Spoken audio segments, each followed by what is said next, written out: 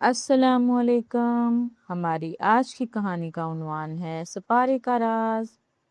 ایک دفعہ کا ذکر ہے کہ ایک چھوٹے سے شہر میں علی نام کا ایک 10 سالہ لڑکا رہتا تھا۔ علی دیکھنے میں بہت معصوم اور پیارا تھا۔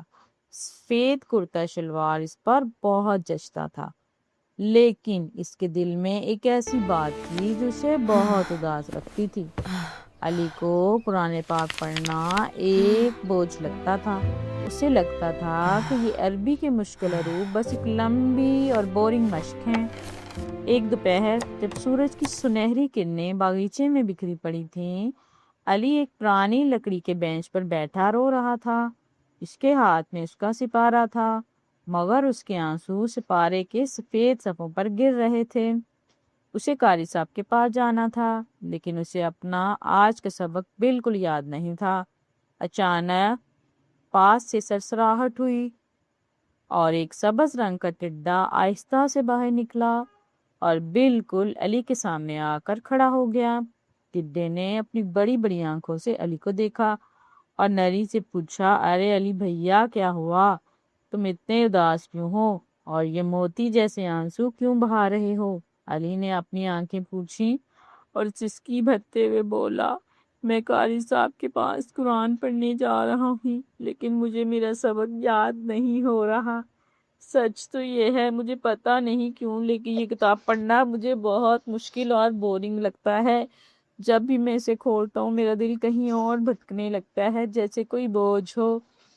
ٹڈے نے مسکرا کر کہا، علی بھائی سنو، یہ کتاب مشکل نہیں، یہ تو حکمت سے بھری ہوئی ہے۔ کیا تمہیں معلوم ہے کہ اس میں ہماری چھوٹی سی برادری چونکیوں کا بھی ذکر ہے؟ بہت پرانی بات ہے۔ حضرت سلیمان علیہ السلام کا لشکر ایک وادی سے گزر رہا تھا۔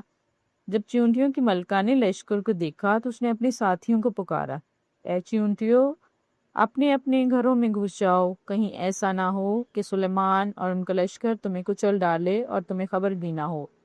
ٹڈے نے جوش سے بات جاری رکھی، علی وہ چونٹی کتنی سمجھدار تھی۔ اللہ نے اس کا یہ پیغام قرآن میں اس لیے محفوظ کیا تاکہ انسان سیکھیں کہ ہر چھوٹی مخلوق کے پاس بھی عقل اور احساس ہوتا ہے۔ دیکھو علی، اس ایک واقعے میں کتنی بڑی بات چھپی ہے۔ قرآن تمہیں سکھاتا ہے کہ کیسے دور اندیشی سے کام لیتے ہیں، کیسے اللہ کی نعمتوں پر شکر گزار بنتے ہیں۔ اگر تم اسے پڑھنے کی بجائے سمجھنے کے لیے کھولو گے تو تمہیں ہر آیت میں ایسا ہی کوئی دلچسپ راز ملے گا۔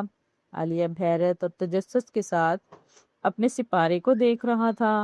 آج اسے پہلی بار لگا کسی کتاب میں صرف الفاظ نہیں بلکہ پوری کائنات ہی کہانیاں قید ہیں۔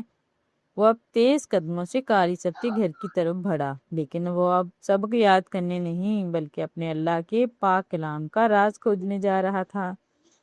اس دن علی نے سمجھ لیا تھا کہ قرآن صرف پڑھنے کے لیے نہیں بلکہ سمجھ کر محبت کرنے کے لیے ہے، اور یوں علی کے لیے اس پارے کا راز کھل چکا تھا۔